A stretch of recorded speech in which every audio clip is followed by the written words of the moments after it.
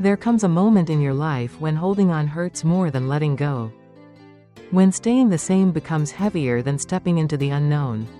Today, I want us to talk about that moment.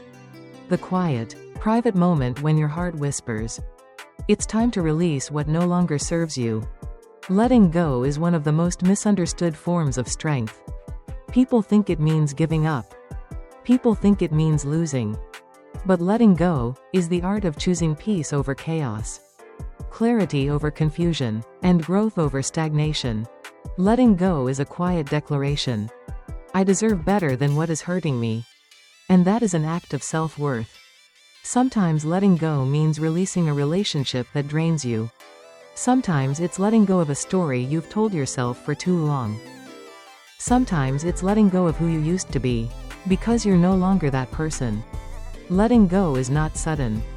It happens in small shifts. In the way you respond. In the way you choose silence instead of arguing.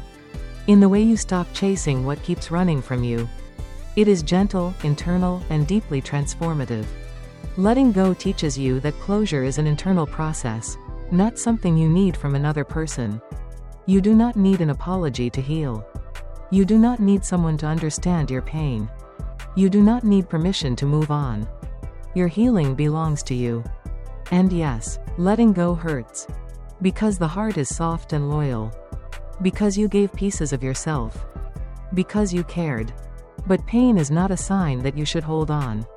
Pain is a sign that something needs to change. When you release what is heavy, you make space for what is meant for you. New energy. New people. New opportunities. New peace. Letting go is also an act of trust.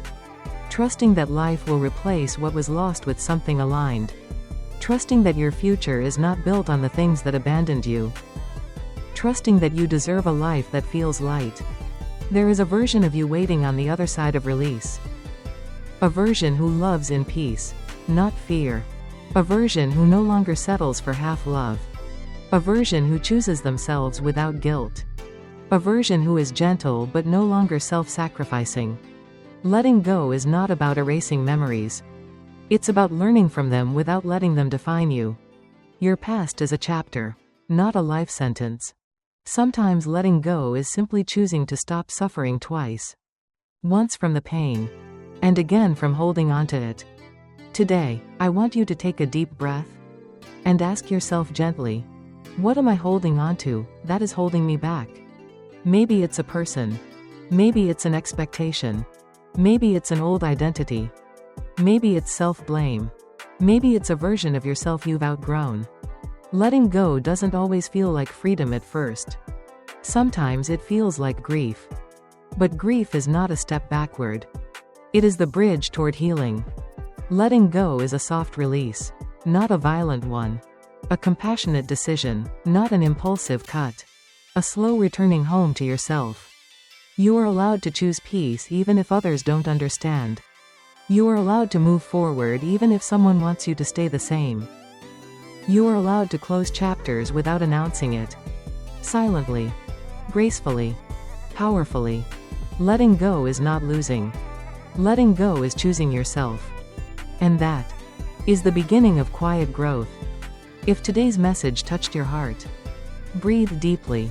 And remind yourself, I am allowed to let go. I am allowed to grow. Your healing journey continues tomorrow.